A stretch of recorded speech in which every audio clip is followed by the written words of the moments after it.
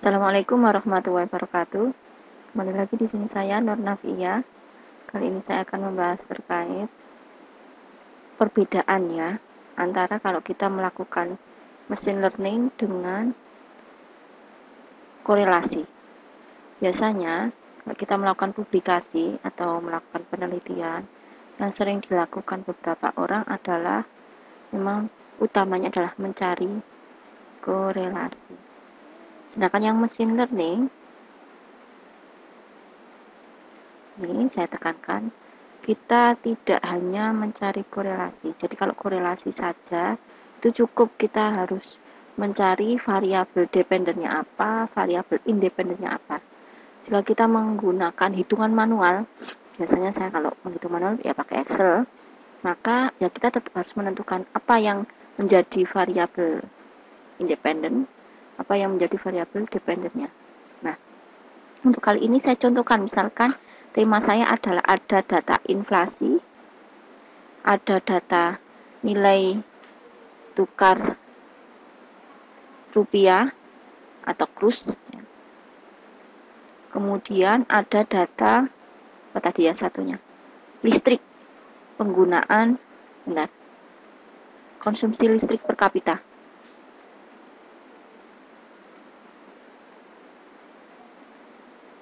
Konsumsi listrik per kapita. Nah, kita mulai, misalkan kita punya data, tapi datanya tidak dalam satu tabel. Ya, kita ngomong data itu kita masukkan dalam tabel ya. Nah, misal contoh saya punya data nih, yang saya lihat pertama, misalkan ini konsumsi listrik. Saya jadikan satu di sini, nih ya. Pokoknya di Indonesia. Saya taruh di sini. Kemudian saya copy lagi, misalkan yang ini yang sudah itu saya tutup. Kemudian saya urut berdasarkan tahun ya. Maaf.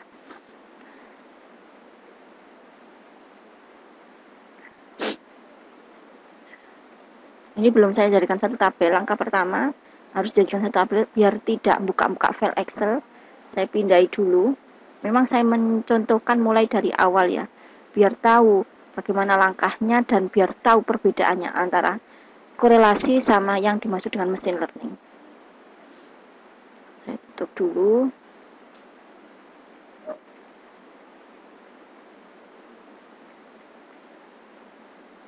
Ini datanya hanya sampai tahun 2020. Oke, sudah.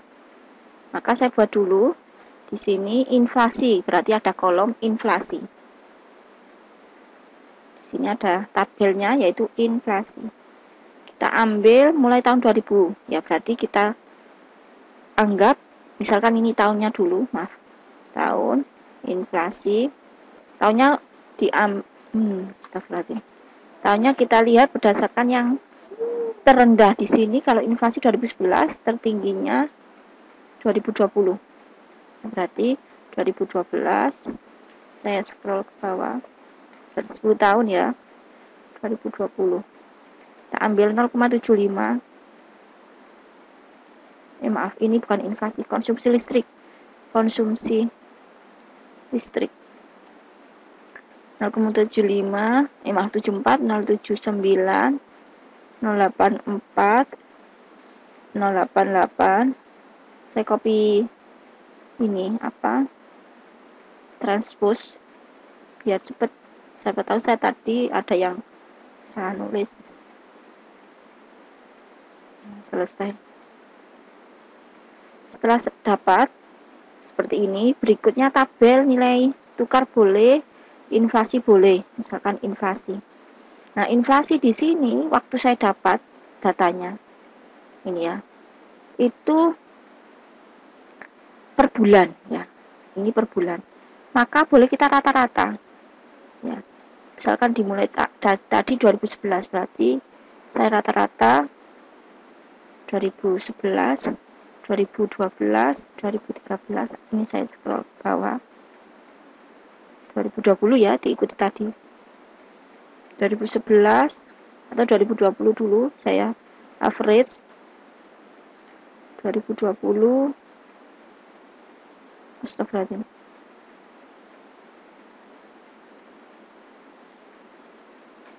Nah,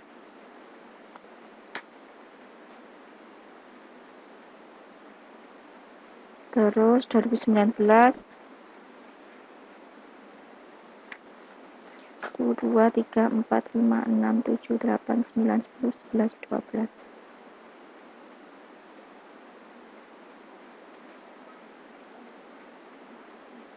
Kemudian 2018 1, 2, 3, 4, 5, 6, 7, 8, 9, 10, 11, 12. Average 2017. Nah, 1, 2, 3. Kemudian 2016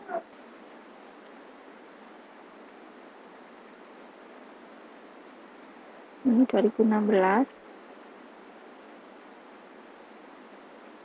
2015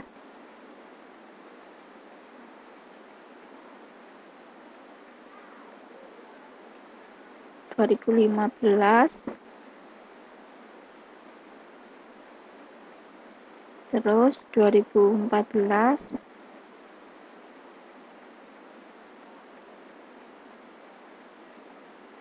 ini data diambil dari BI ya, ada websitenya, kalau kita cari insya Allah muncul. Dari BPS juga bisa.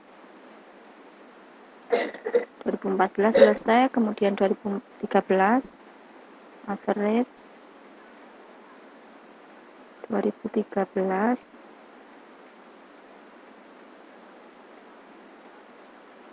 kemudian 2012 average di rata-rata, kecuali kalau datanya yang di situ tadi dapatnya per bulan ya, jadi kita harus menyesuaikan. Jadi ini tabel yang pertama yang kita buat, harus kita sesuaikan dengan data yang kita punya, menyusun seperti itu. Terus 2011 yang terakhir, 2011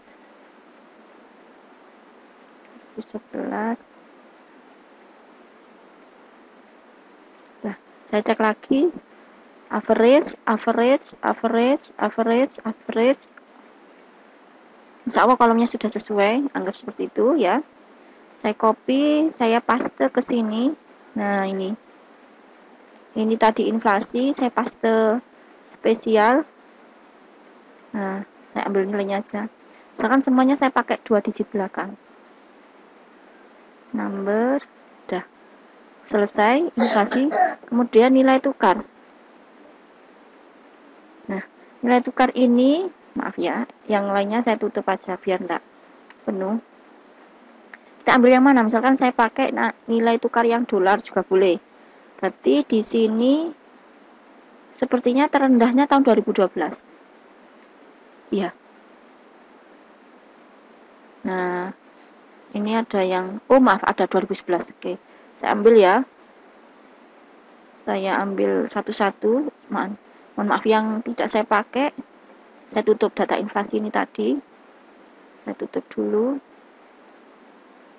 Terus ini 2011. Saya terhadap dolar ini. Ini ya, dolar Australian. Kalau mau dolar Hongkong ya silakan. Tapi misalnya saya pakai nilai tukar di sini terhadap dolar Australian. Dolar Australia. Maaf ya, saya tulis di sini biar pasti. 2011 ini 9. Ini sepertinya bukan angka ya, tapi dalam bentuk teks. Saya rubah dulu. Nah, ini sudah dalam bentuk angka. Biasanya kalau angka itu sebelah kanan. 2011 sudah. 2000 nih, 2012. Saya copy pastenya, paste spesial. Ditranspos. Nah, terus ini dirubah dalam bentuk angka. Nah, kemudian 2015 sekarang. 2015, 16, 17. Paste spesial. Sudah dalam bentuk angka, kemudian 2000 terakhir ini tinggal terakhir 2018 sampai 2020. Sampai ya paste spesial sudah dalam bentuk file seperti ini. Oke, selesai. Ini saya tutup dulu semua yang tidak terpakai Excelnya.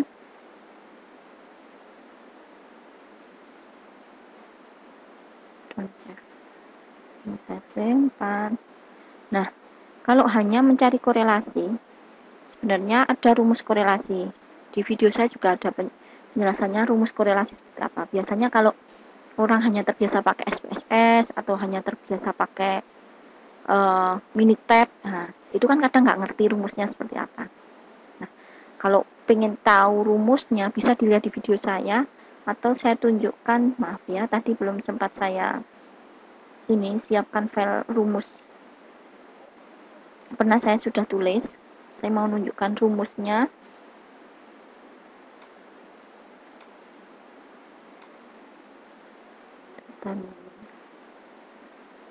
Ini saya ambil dari buku ya. Terus di sini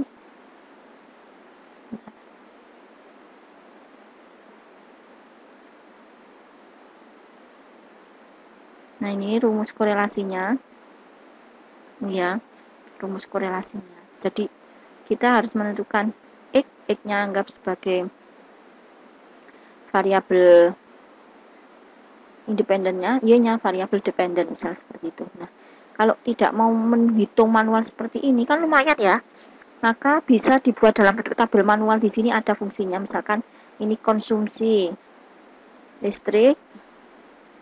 Saya buat biasanya kalau mencari korelasi itu kalau variabelnya ada kolom ya, kolomnya ada 3, misalkan ini 3 kan, H, I, J, berarti ya kolom ini juga ada 3, inflasi, terus nilai tukar.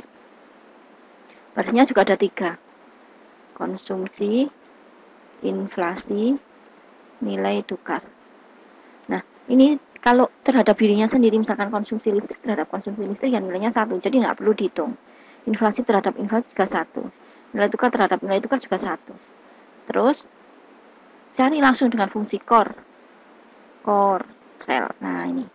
Korel, mana dengan mana? Misalkan konsumsi listrik dengan inflasi.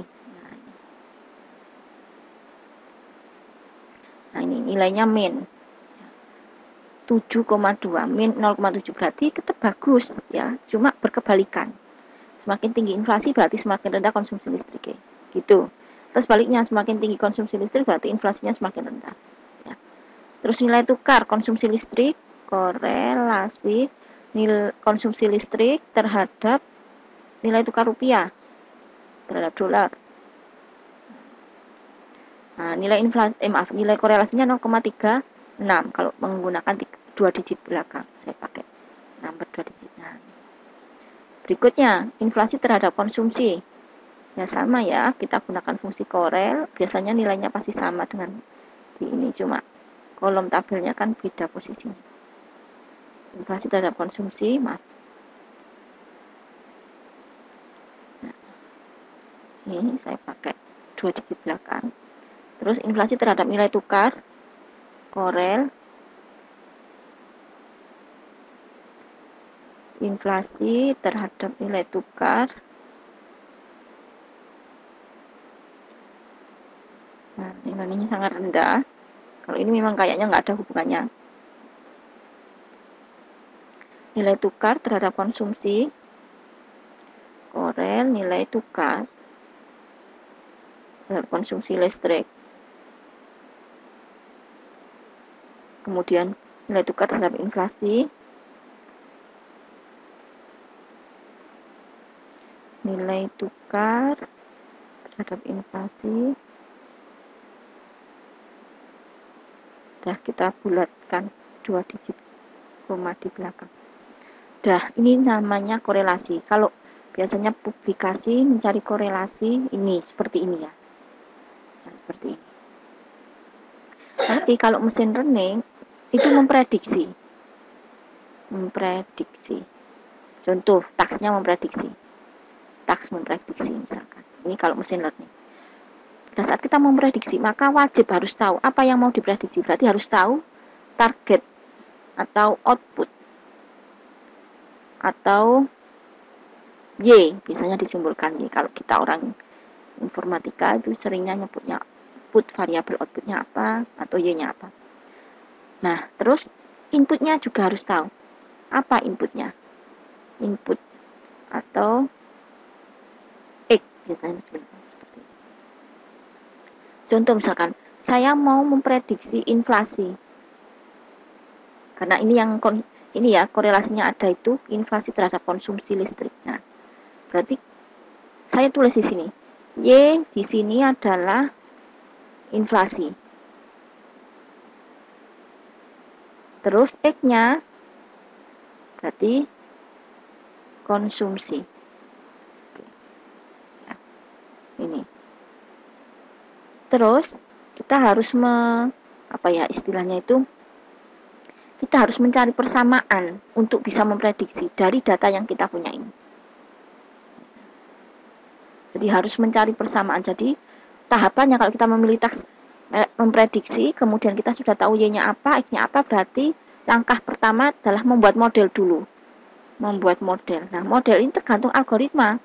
Kalau algoritma yang saya pakai adalah algoritma regresi, misalkan regresi linier, berarti harus mencari persamaan. Contoh persamaannya itu kayak gini. Y sama dengan, karena ini X-nya hanya 1 ya, berarti kita mencarinya kayak gini. X sama dengan B0 ditambah B1X. Berarti kita harus bisa menghasilkan persamaan seperti ini. Caranya gimana?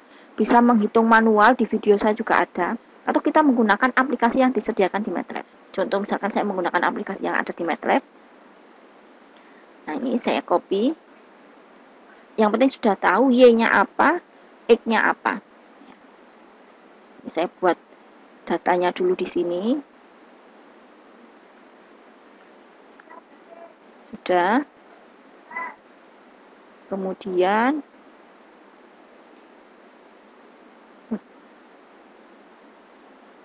kok belum, sudah agak lemot ya. Di sini saya simpan namanya data. Oke, selanjutnya saya buat codingnya dulu. Script. Baca data saya, X-nya itu data baris ke semua baris, kolom pertama. Y-nya adalah data baris pertama, semua baris kolom kedua. Nah, ini caranya baca.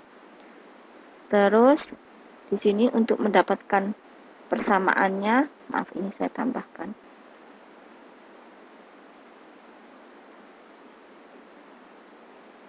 Insert, saya tambahkan kolom sebelah kiri. Nah, ini satu semua. Untuk membuat persamaannya harus seperti itu aturannya. Saya rubah, ini berarti baris ke-1 sampai ke-2, baris ke-3. Kolom. Ini baris, ini kolom. Nah, untuk mendapatkan persamaan langsung persamaan sama dengan B. Nah, B X per Y seperti ini. Langsung saya running, saya simpan persamaan regresi. Kalau mau menghitung sendiri, ada rumusnya, saya sudah pernah membuat juga. Berarti ini kalau kita buat, ini persamaannya. Saya tulis di sini.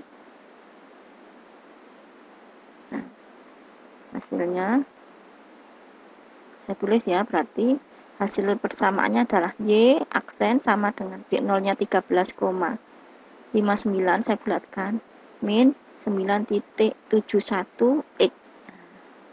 seperti ini. Nah, selanjutnya, ini terkait machine learning ya, setelah membuat model itu biasanya harus ada evaluasi. Cara melakukan evaluasi, kalau outputnya angka kontinu, berarti kita harus menghitung selisih error. Atau ada juga yang bisa ada ya di video saya cara mencari kalau evaluasinya adalah prediksi, maka bisa menggunakan namanya R quadrat score, itu kepanjangannya koefisien determinan.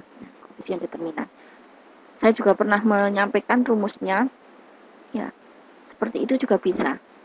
Nah, kalau misalkan saya cara yang paling mudah mencari selisih error, ya berarti udah nanti dicari selisih errornya masing-masing baris. Misal sekarang kita mau memprediksi, berarti kita harus tetap mengikuti X-nya apa, Y-nya apa. Ya, jadi ini saya masukkan X-nya, ini hasil prediksi berdasarkan rumus tadi. X-nya berarti konsumsi, berarti ini. Saya copy di sini. Saya agak geser ke bawah. Terus rumus Y-nya, ya berarti kita hitung 13,59 dikurangi 9,71 dikalikan nilai X. Nah, itu cara memprediksinya. Nah, setelah dapat nilai prediksinya, berarti selisih errornya gimana? Nah, kita tinggal hitung terhadap data aktual. Aktualnya berarti yang tadi, ya berarti kita cari absolut data aktualnya terhadap hasil prediksi. Nah, ini selisihnya, berarti selisihnya adalah 1, ini untuk baris pertama. Baris berikutnya ya kita tinggal narik. Maaf. Kalau mau cari rata-rata berarti selisih rata-ratanya berapa? Saya bulatkan ya. Tuh. Ya tinggal di average sini. Nah, ini average. Udah dapat ini selisihnya. Rata-rata.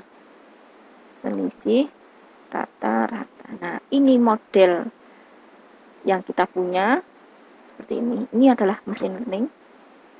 Terus kalau korelasi ya seperti ini. Kalau mau dapat nilai R kuadrat ya tinggal masukkan rumus R kuadrat apa itu? Koefisien determinan. Saya ada buku yang menjelaskan seperti itu. Caranya mencari evaluasinya bisa seperti itu. Tapi misal kalau saya pengen dapat ada istilah apa ya, koefisien ada, bisa menggunakan Excel. Misalkan di Excelnya itu sudah disediakan ANOVA-nya, ya. Misalkan belum ada ya tinggal nambahkan di sini file, option, terus di sini add in, ya ini add in, terus di sini analisis, nah, ini analisis diklik. Kemudian di sini go. Tapi kalau sudah ada, contoh saya sudah ada ini. Nah ini data analisis. Ini enggak seberapa kelihatannya. Sebentar saya akan. Nah, astagfirullahaladzim.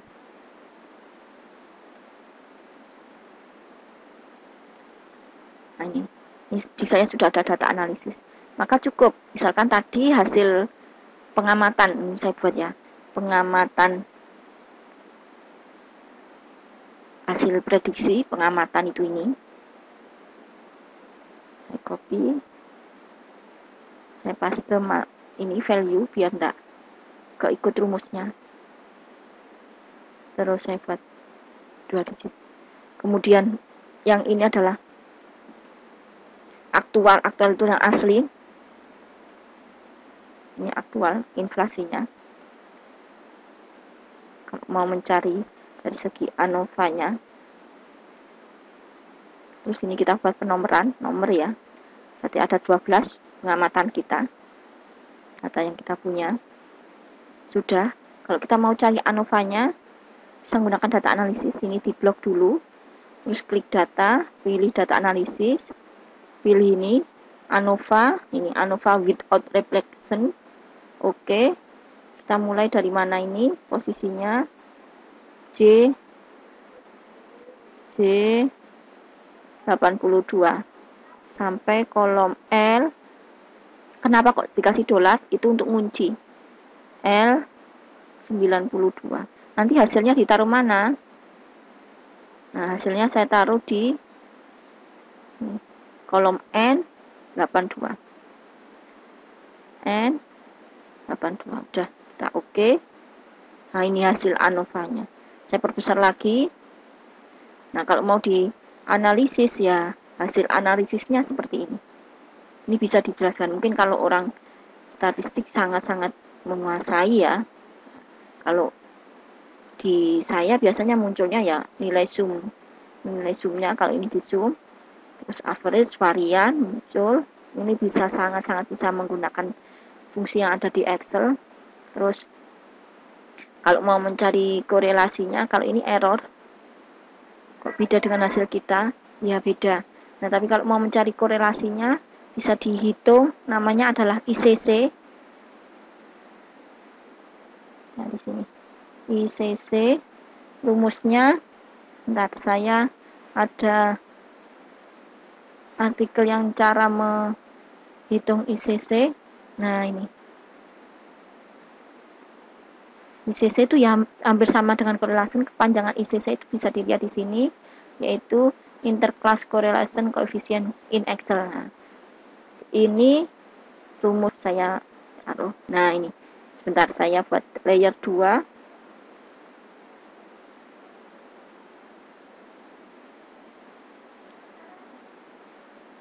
Sebentar ya, saya. Nah, ini ada juga penjelasannya. Kalau antara 0,5 sampai dengan ini moderate reliability. Jadi intinya masih standar. Tapi kalau nilainya 7,5 sampai 9 itu good, bagus. Nah, ini nilai ICC. Tapi saya mau menampilkan hitungannya. Berarti kurung buka K23. Berarti saya ini. Terus dikurangi. Oh, maaf, salah saya. Nah, ini K23 dikurangi K25 dibagi K23 ditambah J24 di sini dikalikan K25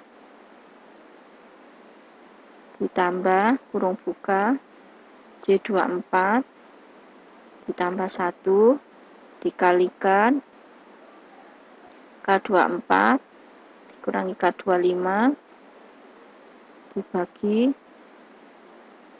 J23 ditambah 1. Ini hasilnya. Nah, kelihatan tadi ya. Nah, korelasinya nggak beda jauh. Saya kembalikan seperti semula. Excelnya juga. Nah, ini hasilnya.